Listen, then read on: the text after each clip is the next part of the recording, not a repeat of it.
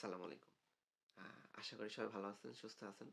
আজকে হচ্ছে যেই ব্যাপারটা হচ্ছে আপনাদের সাথে শেয়ার করব সেটা হচ্ছে যে এখানের আ পরীক্ষার পদ্ধতি। মানে অস্ট্রেলিয়াতে আমরা যখন হচ্ছে পরীক্ষা দেই, তো অনেক ধরনের পরীক্ষাই হয়। তো আজকে একটা পরীক্ষা ছিল সেটা হচ্ছে যে লাইভ এসে। তো এটা ২ ঘন্টার একটা পরীক্ষা। এখানে হচ্ছে ৭৫০ শব্দের মধ্যে একটা এসে লিখতে হয়। তো অনেকগুলা ক্রাইটেরিয়া থাকে সেগুলো মেনটেন করে হচ্ছে ওই লেখাটা লিখতে হয়। সেখানে হচ্ছে সাইটেশন দেওয়া লাগে, রেফারেন্সিং ইউজ করা লাগে, ইনটেক্সট রেফারেন্স দেওয়া লাগে। ওভারঅল সবকিছু মিলায় একটা এসে লিখতে হয় আরকি। তো মজার ব্যাপার যেটা হচ্ছে সেটা আমরা যখন এসেটা লিখবো বা হচ্ছে এসের যে পরীক্ষাটা আমরা দিব, হ্যাঁ? তো তার আগে হচ্ছে আমাদেরকে বলে দিছে যে আমরা যেন একটা A4 সাইজ পেপারে আমরা যাতে হচ্ছে আ কিছু নোটস নিয়ে আসি যেগুলো হচ্ছে আমরা দেখে লিখতে পারবো। হুবহু না হোক আমরা যাতে হচ্ছে মানে সামারাইজ কিছু জিনিস লিখে আনবো সেটা হচ্ছে আমরা এখানে ওইটা দেখে বা ওইটার মতো করে বুঝে আমরা আমাদের মতো করে এক্সপ্লেইন করব পরীক্ষার হলে বসে।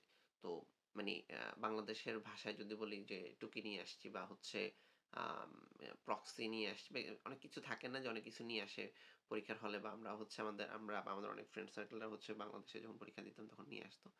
ওই জিনিসটা। তো এখানে হচ্ছে এটা একদম লিগ্যাল, হ্যাঁ? তো আজকে আমার পরীক্ষা ছিল আমি আপনাদেরকে ভিডিওর ১ম এ হালকা একটা গ্ল্যান্স দেখাইছি। হ্যাঁ? আবার এখনো হচ্ছে দেখাবো। দেখবেন যে হচ্ছে আমিও মোটামুটি হচ্ছে প্রায় ১ পৃষ্ঠার একটা আম নোট নিয়ে গেছি, হ্যাঁ? তো অলমোস্ট আমি যা লিখছি এখান থেকেই মোটামুটি হচ্ছে ১ পিস করে বা হচ্ছে কিছুটা সংযোজন বিয়োজন করে আরেকটু গুছায় তারপর হচ্ছে ওটা সাবমিট করছি আজকের পরীক্ষার মধ্যে।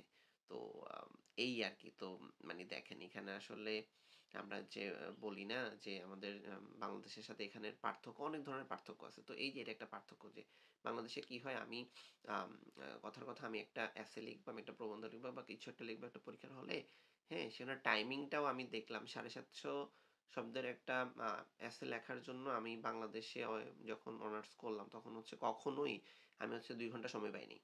বা দেওয়া হয়নি। কিন্তু এখানে হচ্ছে ৭৫০ শব্দ বলতে কম্পিউটারে যখন আমরা টাইপ করলাম এটা মনে হয় ১.৫ পৃষ্ঠার মতো হইছে।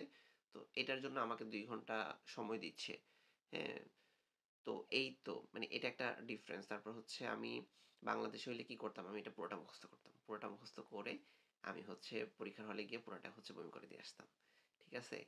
আ কতটুকু আত্মস্থ করতে পারছি কি পারি নাই সেটা হয়তোবা জানি বা জানি না এমন টাইপ ব্যাপার-স্যাপার। কিন্তু এখানের যে পরীক্ষাটা সেটার জন্য প্রায় প্রিপারেশন শুরু হইছে।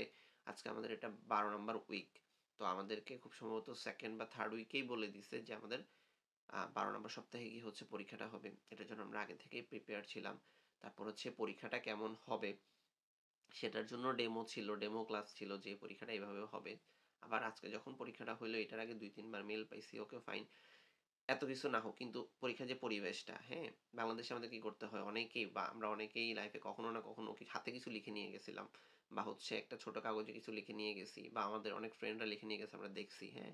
কিন্তু এখানে হচ্ছে এটা টোটালি হচ্ছে লিগ্যাল এবং পরীক্ষার যে নিয়ম কানুন থাকে ওখানেই লেখা আছে তুমি চাইলে A4 সাইজের একটা পেপার আনতে পারবা।